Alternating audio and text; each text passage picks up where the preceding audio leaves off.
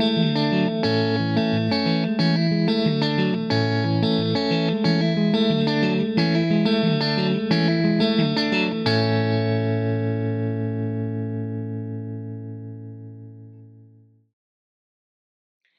everyone, and welcome back to Unbound Learners Pre-K. How are you doing today? That's great to hear. Are you ready to sing our good morning song together? Let's stretch our arms out like airplane wings and fly to one side, fly over to the other side, back to the middle, and now take your airplane wings into a big circle out in front of you. Bring that circle up over your head and stretch to one side, stretch over to the other side. One more time up at the top, and we'll bring the circle back down and sing together. Good morning, dear earth. Good morning, dear sun. Good morning, dear rocks and flowers everyone. Good morning, dear beast and birds in the trees.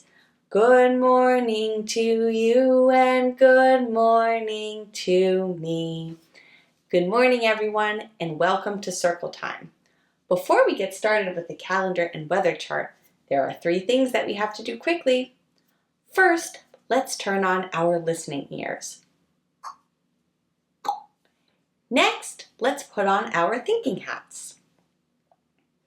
And the third and final thing that we need to do is warm up our hearts, like this. Boom, boom, boom, boom, boom, boom. And now we are ready to start the day. First, let's go over the date. When we say the date, we begin with the month. The month is right up here. Do you know what the month is? May. The month is May. And today is May 25th. I'm going to move the chip over from yesterday. Yesterday was May 24th, and today is May 25th, 2021, or 2021. You can say the year both ways. Friends, as you can see, the month of May is almost over. Let's use our counting fingers and let's count how many days are left in the month of May. After today, we only have 1, 2, 3, 4, 5, 6. We only have 6 days left in the month of May. Keep those 6 fingers up like this, but add 1 more finger. Now we have 7 fingers, and we are ready to sing the Days of the Week song. Because we have 7 days in our week, we hold up 7 fingers like this. There are 7 days, there are 7 days, there are 7 days in a week. Sunday, Monday, Tuesday, Wednesday, Thursday, Friday, Saturday. Let's go down to the bottom of the chart. This says that yesterday was Monday. Yesterday was Monday, the first day of the weekday. So that means that today is Tuesday, and tomorrow will be Wednesday. But let's sing Today is Tuesday together. It goes like this. Today is Tuesday, today is Tuesday, today is Tuesday all day long. Today is Tuesday, today is Tuesday, today is Tuesday all day long. When I travel back up to the top of the chart, we have the season. Do you know what the season is right now? Spring! It's springtime where I live, and this week we started talking about gardening during the springtime. The season is actually almost over. After we say goodbye to the springtime, in just a few weeks, we will say hello to a brand new season called summer. Summer will be here in a few weeks. And now, it's time to sing the weather song together. Will you sing with me? What's the weather? What's the weather? Can you tell? Can you tell? Is the sun shining? Is the rain falling? Can you tell? Can you tell? My picture down here is a picture of a cloudy day. When I look outside of my window, I see dark storm clouds in the sky. Those are called cumulonimbus clouds. It's supposed to rain later today. And my temperature chart is on orange. It's going to be warm. We actually haven't gotten very much rain in quite a few days now, so I'm sure that my garden will be very happy if it rains later today. What's the weather like where you live, friends? Look out your window and tell me what you see. Thanks for sharing with me. And now let's move on to the letter, the number, and the sign of the week. Yesterday, we started talking all about this letter. Do you remember the sound that this letter makes? Y. Y. And what is this letter called? Y. You're right. This is a lowercase y. Y says y. Y. I wonder what we will find inside of the letter box today. It's something that starts with the letter y. Y.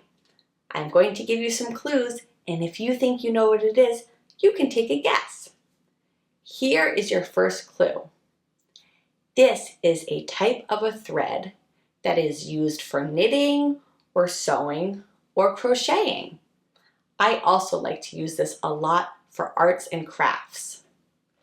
Do you know what it could be? Let's open it up and find out.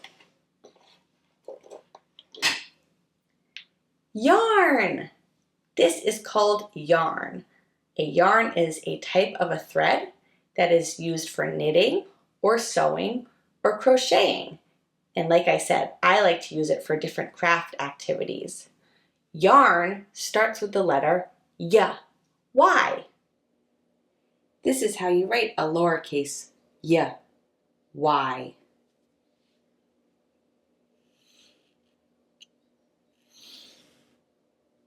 One more time.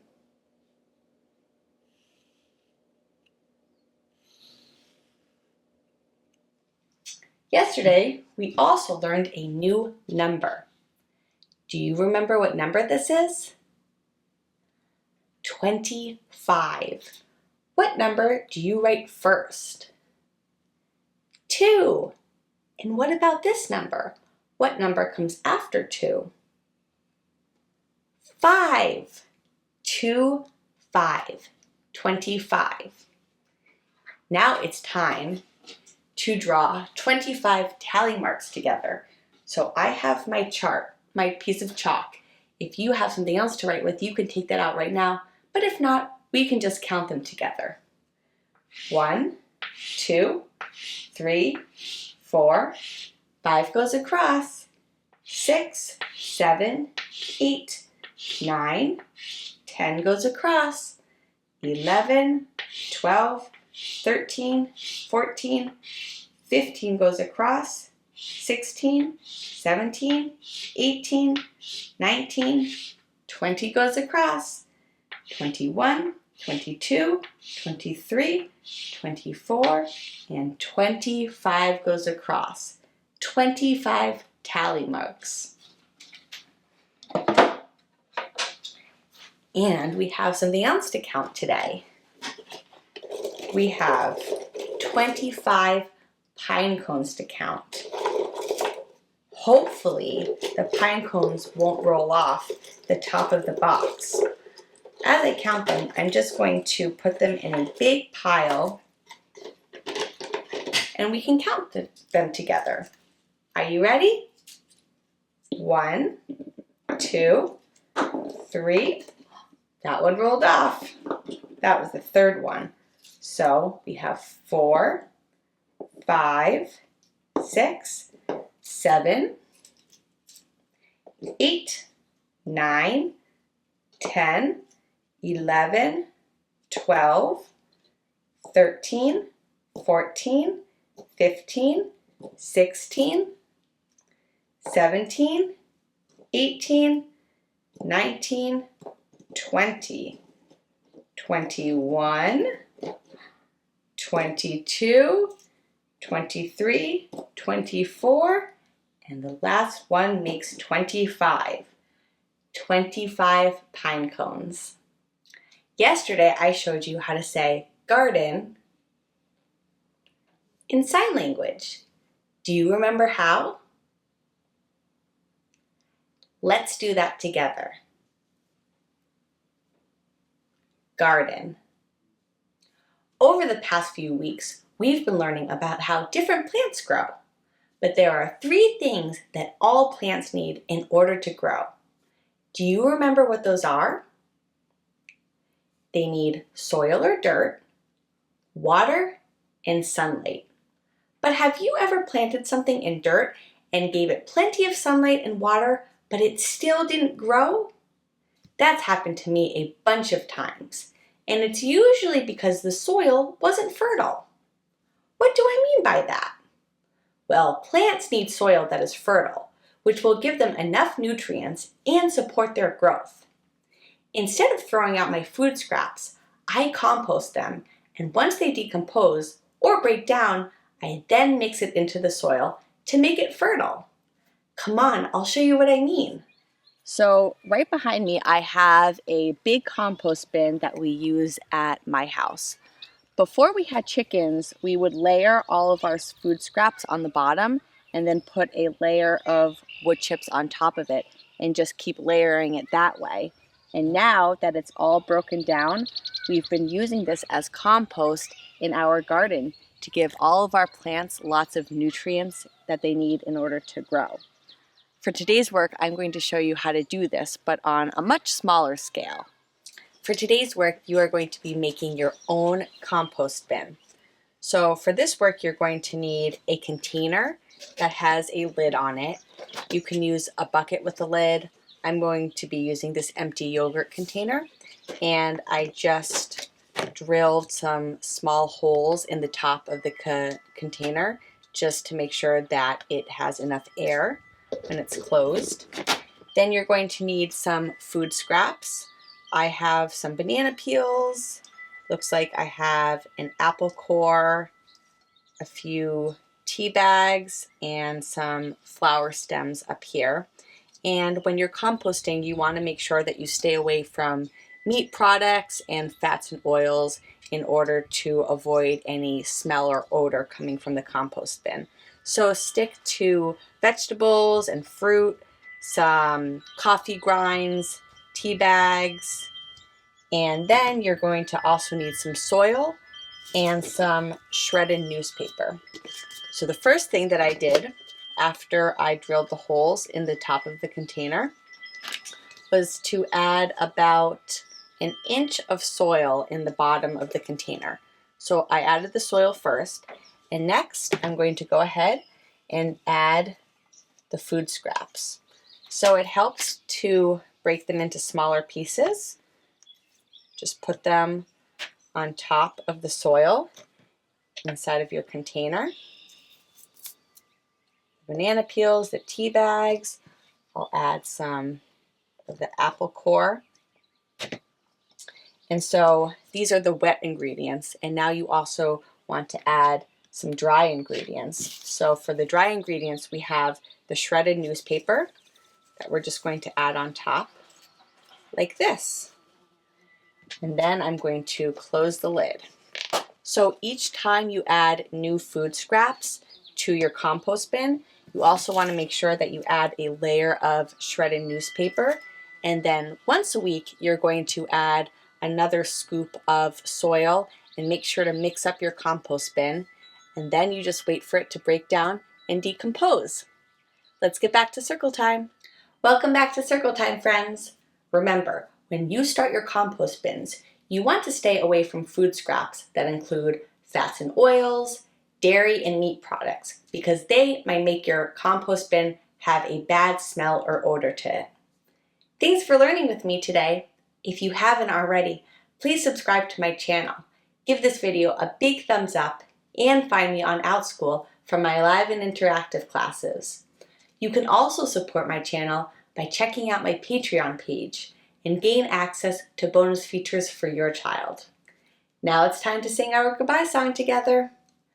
Goodbye, friends. Goodbye, friends. Goodbye, friends.